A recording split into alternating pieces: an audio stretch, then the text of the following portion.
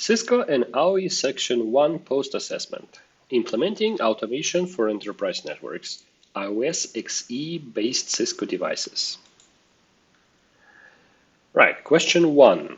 Which three of the following answers describe characteristics of synchronous API calls? All right, a callback function is executed when the API response returns from server. This is asynchronous.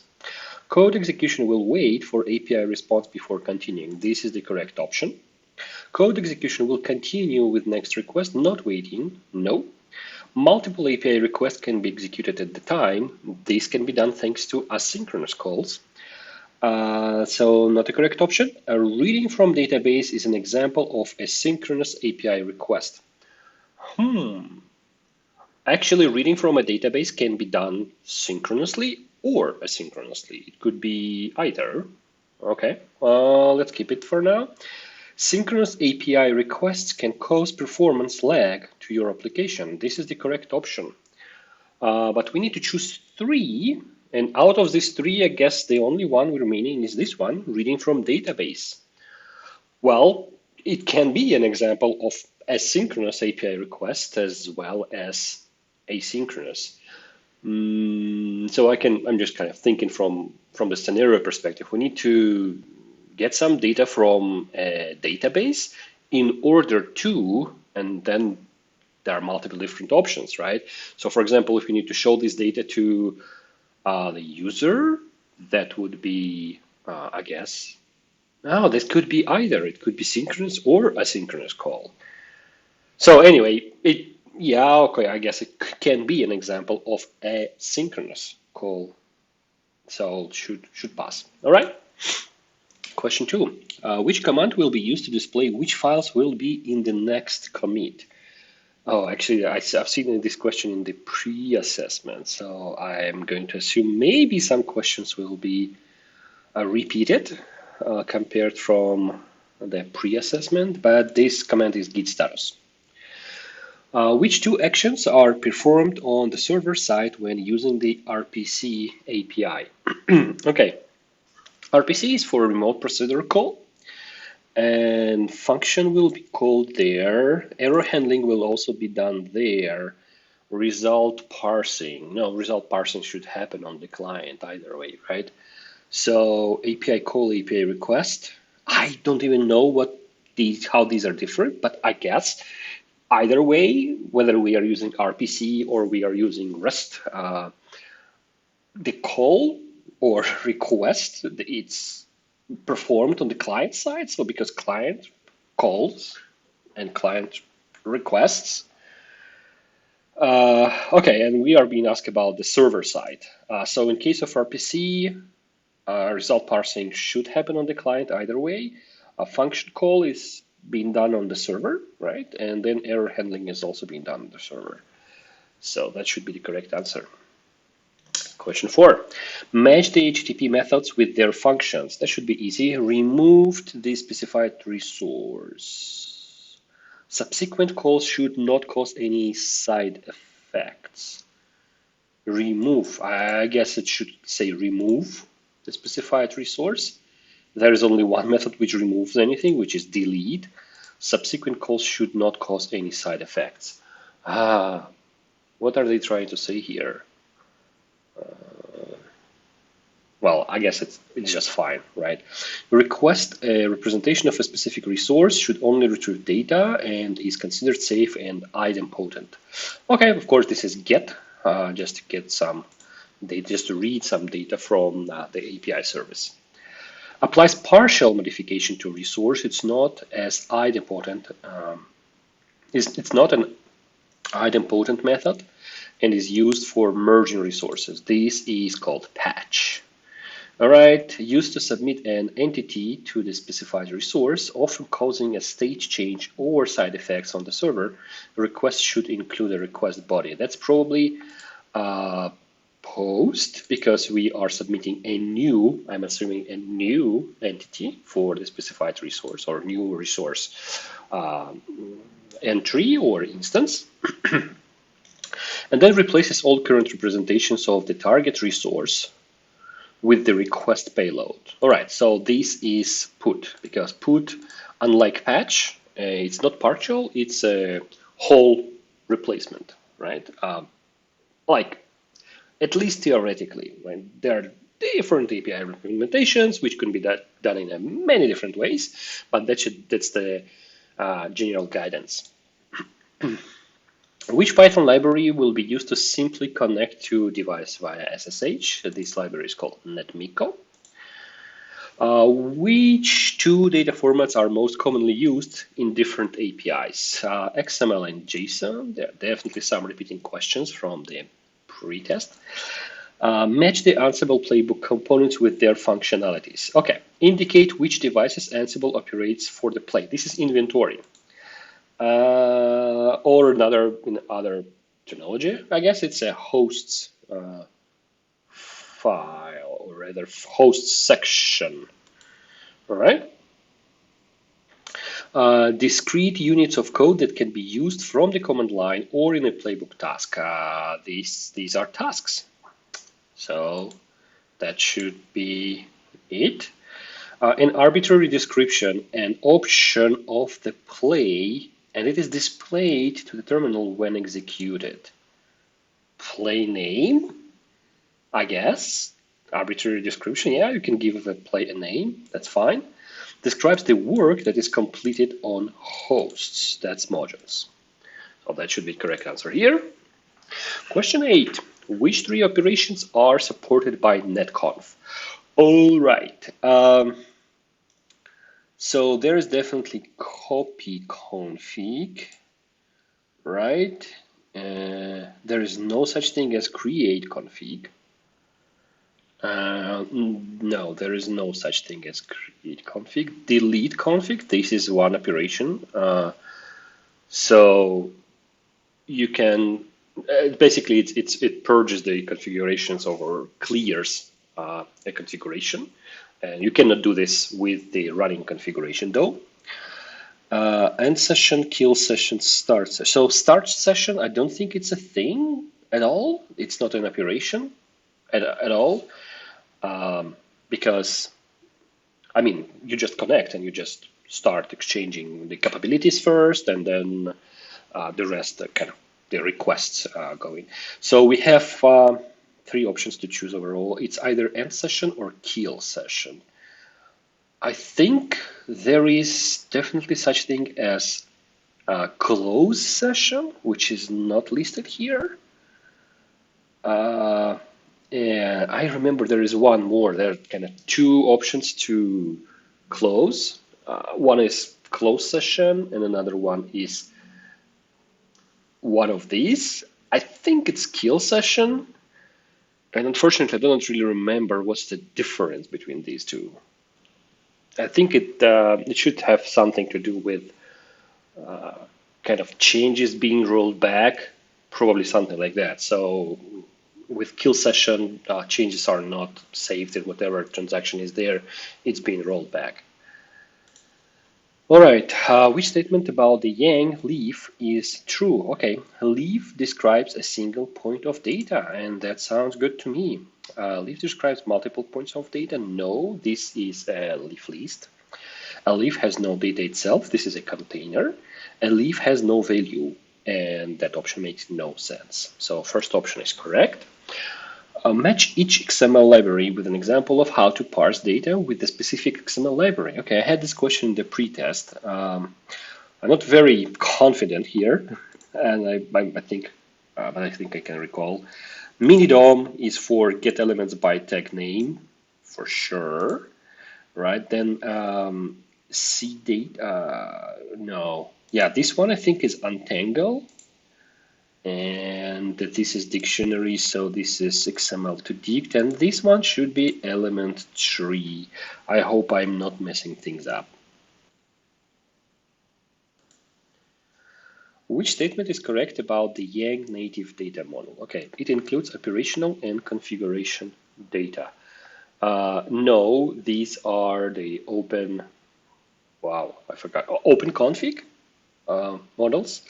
It is a Cisco vendor-specific Yang model. Yes, this is the correct answer. Native models are native to equipment, to technology, to vendors. Vendor neutral? No. It provides an industry standard? No. So this option is correct. Okay, again, the same question as in the pre-assessment. Examine the Python dictionary above. Which command will return a version of the CSR1KV1 device?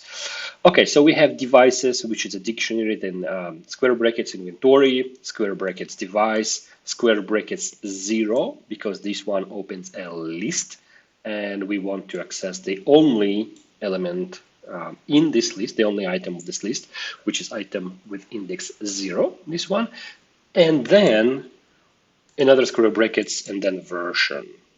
All right. So the correct option here is devices inventory device 0 version, this one.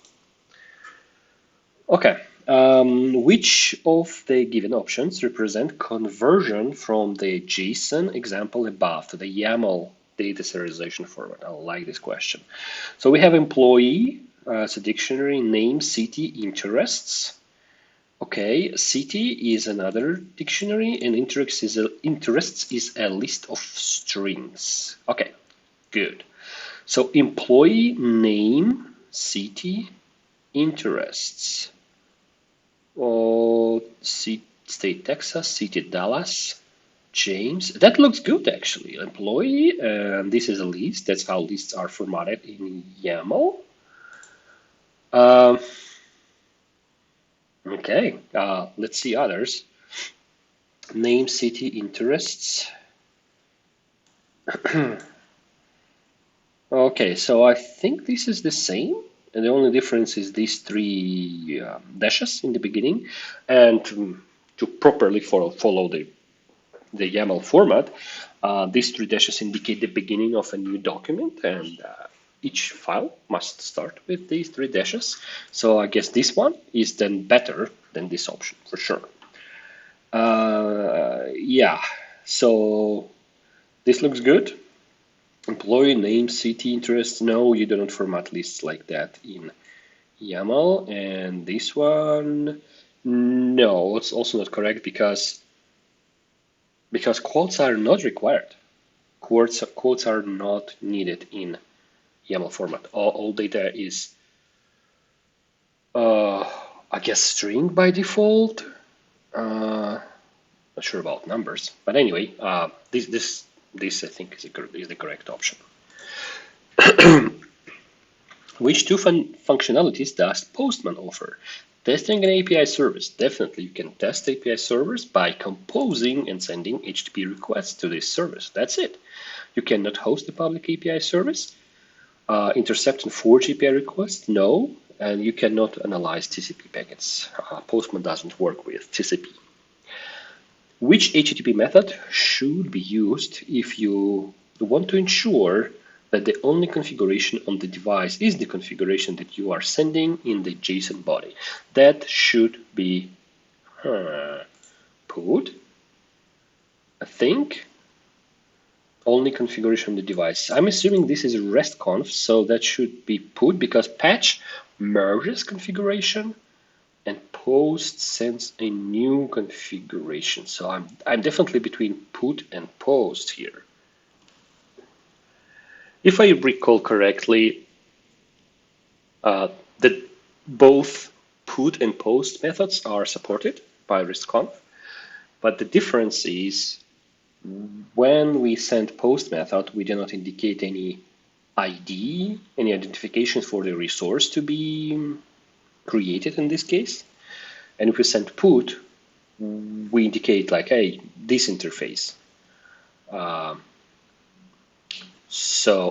you know, whatever entity. So both are fine, actually, I think. Which HTTP method should be used if you want to ensure that the only configuration on the device is the configuration that you are sending in the JSON body? It could be this and this. We are not sending the whole configuration, right? We are sending just some part of it, usually, like a model according to a specific Yang model we are working with. So put replaces data resource, okay, which is indicated, and post creates a new resource. So for example, if we want to create a new interface, we would use post. But if we want to completely update and then change configuration of an interface, we would use put, and we would indicate like slash restcon slash whatever, like according to the model.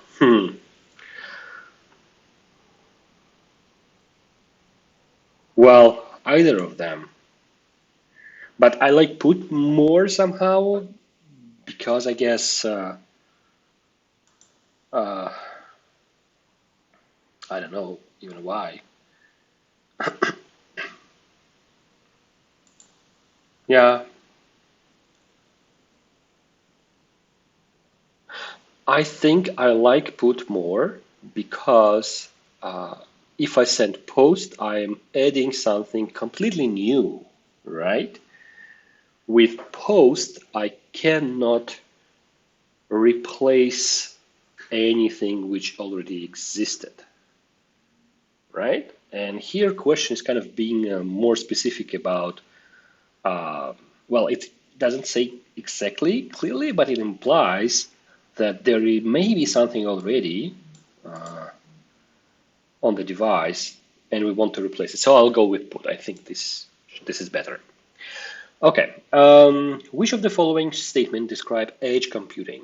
All right, it is a network solution that brings computing resources as close to the source of data as possible to reduce latency and bandwidth use. This is correct.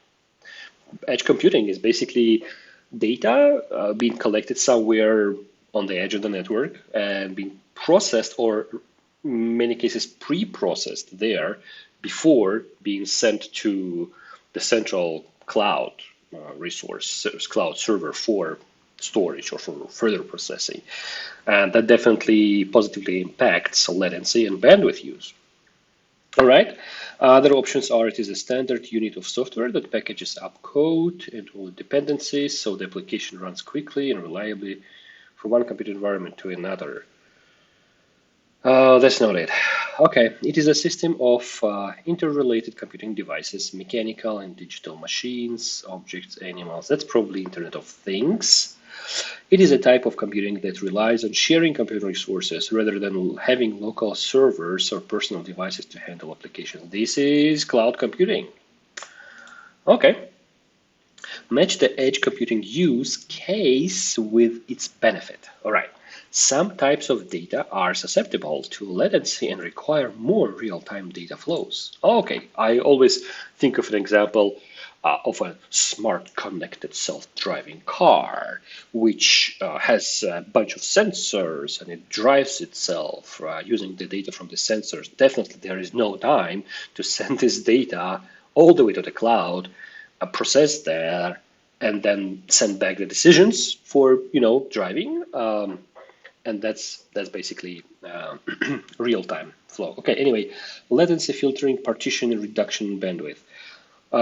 Benefit. Some types of data, latency, require more real time. So this is about real-time data processing. That's, of course, latency optimization, right? We can process data locally. Balance and allocation of resources across the network. This is partitioning. Capturing only relevant data flows and transport. This is very easy. This is filtering. The cost incurred in sending large quantities of data. It is reduction in bandwidth. The less bandwidth we use, the less we pay for the bandwidth of our network connection. Which of the following Ansible modules manages the Cisco iOS configuration sections? The module is called iOS config. There is another one which is called iOS command, and it is used to mostly to run show commands on Cisco iOS. Which of the following commands is used to run the Ansible playbook? The command is Ansible-playbook, but I also think this one is available as well. You can do it in this way as well. But most sources, they just refer to Ansible-playbook. And that's what I have been using in the lab. Okay. Which three of the following statements describe main edge computing focuses? Okay, now it's focuses. Implementing edge offloading for greater network efficiency. Yeah, that's legit. Instead of storing files on proprietary hardware, the edge computing provides a way to save data on a remote device. No, that doesn't make sense. It is used to process data that is not time-driven. Actually, it's the opposite. It is for time-driven data. It refers to the use of various services, such as software development platform, storage servers, and other software through internet connectivity. I think this is cloud computing. Yeah, or maybe even more specifically, public cloud. Lowering the latency between the end user device and the processing and storage unit to get better performance. That is correct. Performing computations and reducing transport costs. This is also correct. Kind of really similar to a couple questions back, another question on edge computing. Which of the following Ansible modules runs command on remote devices running Cisco iOS? Runs commands. So again, this question I've seen previously. It's iOS command. This is the name of the module, iOS command, and like just below, within this module, you write commands and then comma or colon, I should say, and then you just list commands that needs to be run. So the module name is iOS command, just below it, commands and then command specified. Which connection plugin does Ansible use to open the SSH session at the first task and closes it after all its running tasks are completed? Ooh, okay. I have seen many times something like connection local in Ansible playbooks, so this option looks good to me. And I remember that I've researched about this, what this actually means. Connection local actually means that this Ansible not agent, it's this Ansible station initiates connections locally, so from itself, right? It doesn't mean that the client or rather the managed device is local. Managed device is remote. It's always remote, right? But I guess Ansible can also have some distributed setup, more advanced stuff, and use some intermediary proxies or something like that. So anyway, that should be local, I guess. It's not SSH. It should be local. Okay. In which Linux distribution is guest shell included? I think it's CentOS, if I recall correctly. So of course it's between CentOS and Ubuntu, and I think Cisco iOS XE guest shell includes CentOS, not Ubuntu. Which of the following of Cisco developed application framework that provides hosting capabilities for different application types on Cisco network platforms? This is called IOX, that's for sure. KVM is another virtualization. LXC, I forgot what LXC is. I knew that, but I forgot. And PXC, of course, has nothing to do with virtualization at all. This is the day zero provisioning tool. Which programming language is installed in guest shell by default and has a built-in library for interacting with Cisco iOS XE software? This is easy. The answer is Python. Which CentOS Linux command is used to install packages? Okay, so in Ubuntu it's apt, and conft is not a Linux command. In CentOS it is yum. Yum is used as a package manager in CentOS. What entity in Cisco iOS XE defines an event and the actions to be taken when the event occurs? This is called EEM policy, Embedded Events Manager, and other options are not correct. Which Cisco iOS XE functionality is useful in triggering Python scripts from events that occur within Cisco iOS XE software? They are, of course, EEM applets. That's very easy, right? It's related to the previous question. The only difference is, yeah. So anyway, it's just terminology quirks, but it's the same feature basically. Embedded Events Manager. What are two use cases for the guest shell? On box Python. This is correct. We can run Python on the box with the guest shell. Faster Ansible playbooks? No. Zero touch provisioning? Yes, this is another option. Again, I've seen this question in the pre-assessment. Zero touch provisioning is basically downloads a Python script and executes this Python script inside the guest shell locally on the box. And then in its turn, this Python script can do whatever it needs to do, like specify configuration, download some stuff, register device somewhere, whatever is needed. Which open source tool can be used to build a reliable streaming telemetry architecture? So Apache Kafka is definitely this data streaming service or platform, message bus. Okay, it's fine. And I could not and I cannot recall what ELK stands for.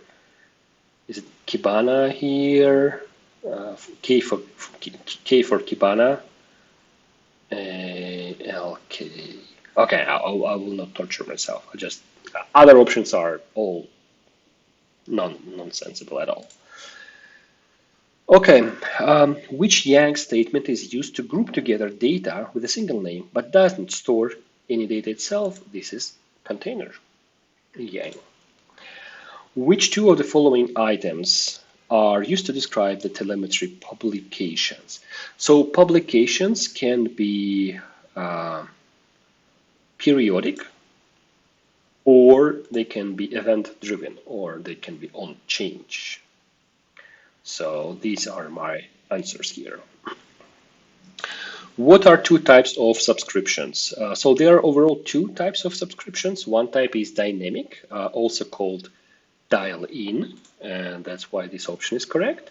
And another type of subscription is called static or configured or dial-out. All right.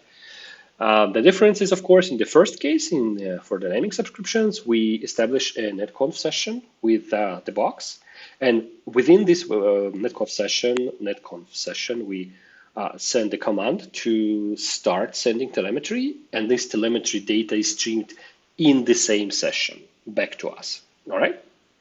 Once session is closed, the streaming also stops. Dial out can be created. It's basically configured on the box, right, or statically configured on the box. It can be done either through netconf, or it can even be configured through the command line interface. And once it is configured, also the receiver or receivers, I think there could be only one receiver, if I'm not mistaken. So receiver is specified, and it will be sending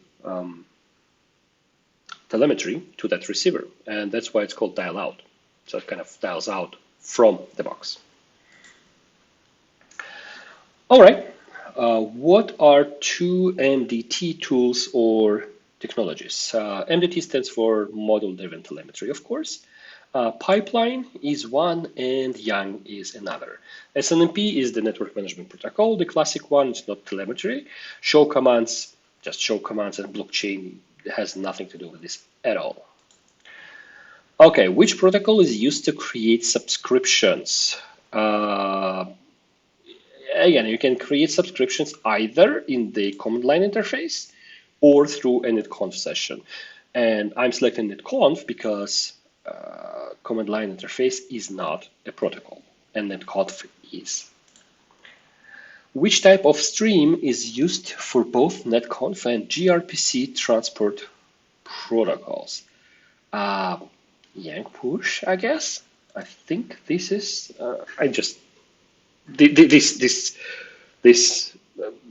These words together just makes a lot of sense. I've seen this many times when labbing. So yang push should be the correct answer here.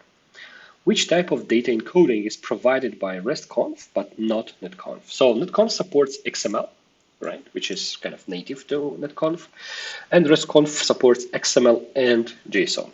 So then the answer here should be JSON. Match the Cisco network plug-and-play workflow step with its definition. Okay, and we have a bunch of options here. This step is where IP address pools and site-specific settings like credentials, DNS, AAA are defined in Cisco DNS Center. Oh, I think this is design. Yeah, that should be design. So actually, before even onboarding any devices in our network controller, the DNS Center, we define the basically the network properties which this device or devices will in future belong to. This phase is called design. Once the device is connected to the network, okay, I guess physically, it uses Cisco Network Plug and Play to discover the Cisco DNS Center controller and assigns device to a site. This is called claiming. So this is claiming a device. Once this is done, the next step is basically initialize device with all the appropriate and the site-specific configurations. Places device-specific settings, exactly, for example, interfaces, and once the services are up, the network device uses network plug and play to obtain the configuration. So, of course, this is the provision step. Great. Match each of the boot mode options to its definition. That shouldn't be difficult. Configures a timeout in seconds for IPXE. Finally, we are talking about the IPXE a bit. Configures a timeout in seconds for IPXE network boot using the IPXE timeout ROM monitor variable. Okay. When the timeout expires, the device boot is activated. Okay, so then it will load locally. This is IPXE timeout, straightforward. Boots through IPXE network boot. The device sends the HTTP request forever. Okay, I don't even need to read the rest because it is obviously IPXE forever. There is no any catch here. It's just straightforward questions. A lot of text to read. And this just boots locally, right? The local image from the device which stores on the device, and this is called device. Great. All right, so question 40, which two protocols are used in zero-touch provisioning to download the Python script? There are two options. One option is HTTP protocol, and another one is TFTP. No other protocols are supported. Question 41, match the Cisco Network Plug and Play element to its description. Okay, I've seen this question in the pretest again. Central server that encodes the logic of managing and distributing central server. It is server, right? So this is server. Open standard protocol is the network plug and play protocol. Then agent is agent. That's kind of funny, but that's what it is, right? I don't just want to waste time just to read all this again.